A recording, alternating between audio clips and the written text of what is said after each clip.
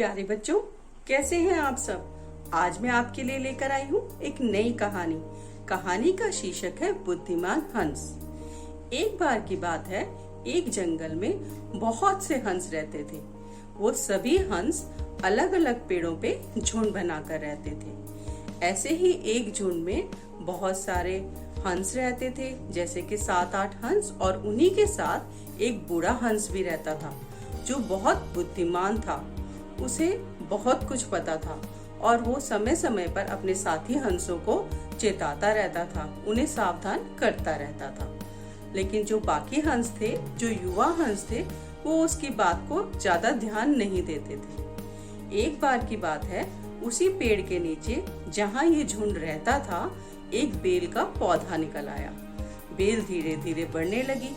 जब बूढ़े हंस ने उसे देखा तो उसने अपने साथी हंसों को कहा कि हमें इस बेल को कुतर कुतर कर काट देना चाहिए। अगर ये बेल पेड़ तक पहुंच गई तो कोई भी इसका सहारा लेकर पेड़ पर चढ़ सकता है और हमें हानि पहुंचा सकता है, क्योंकि इस जंगल में तो शिकारी आते ही रहते हैं और जानवरों को पकड़ कर ले जाते हैं, तो इसके सहारे कोई भी हम तक पहुंच सकता है। मगर किसी भी हंस ने उसकी बात नहीं सुनी।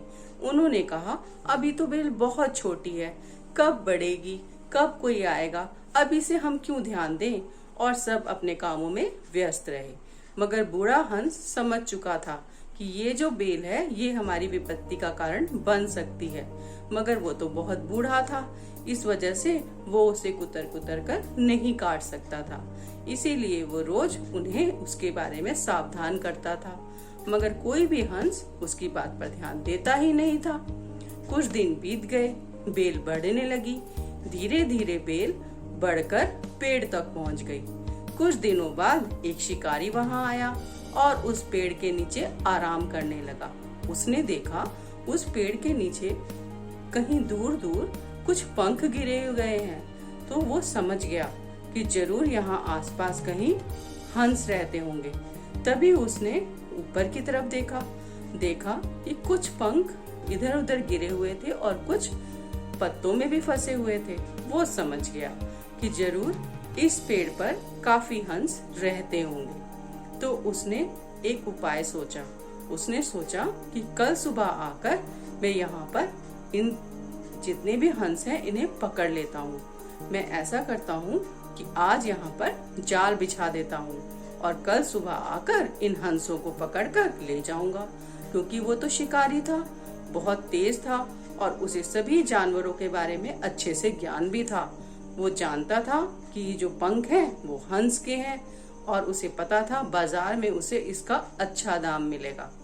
उसने देखा कि पेड़ तो बहुत ऊंचा है और हंसों का घोंसला भी बहुत ऊंचा है, तो मैं ऐसा करता हूँ, यहाँ पर जो ये बेल है, इस बेल के सहारे मैं ऊपर जाकर देखता हूँ कि कोई हंस है तो उसे मैं आज भी पकड़ कर ले जा सकता हूँ। ये सोचकर वो उस बेल के सहारे उस पेड़ पर चढ़ गया।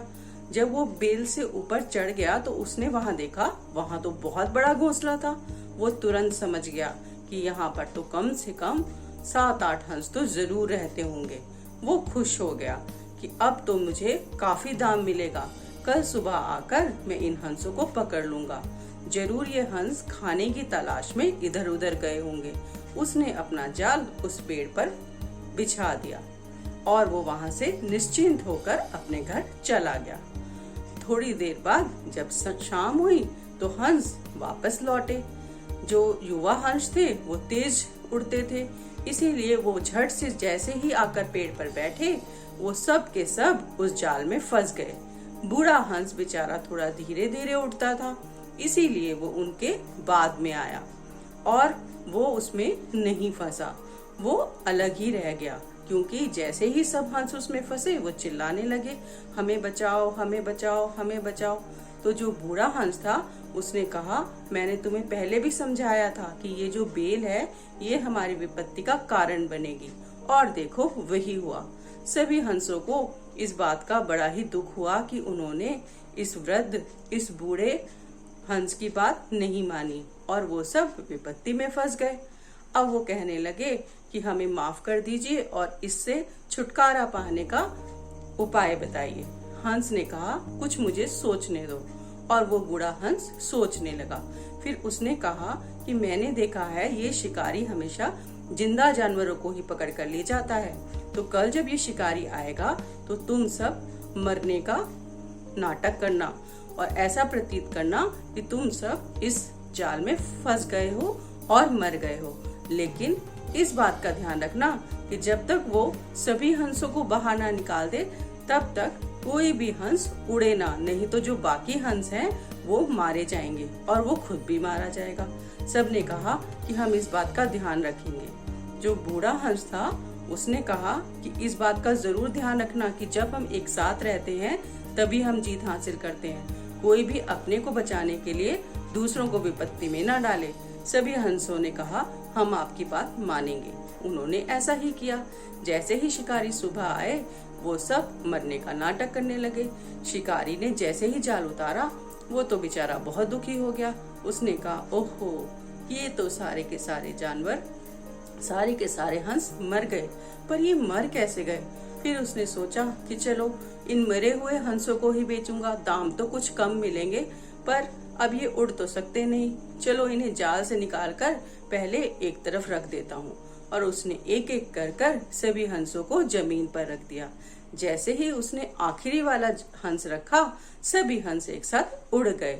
और बूढ़ा हंस जो था उसने सबको कहा कि देखा, विपत्ति में सभी का साथ जरूरी होता है और अगर हमें कहीं से आकांक्षा हो, हमें ऐसा लगे कि कहीं से विपत्ति आने वाली है तो उसके लिए हमें सतर्क हो जाना चाहिए।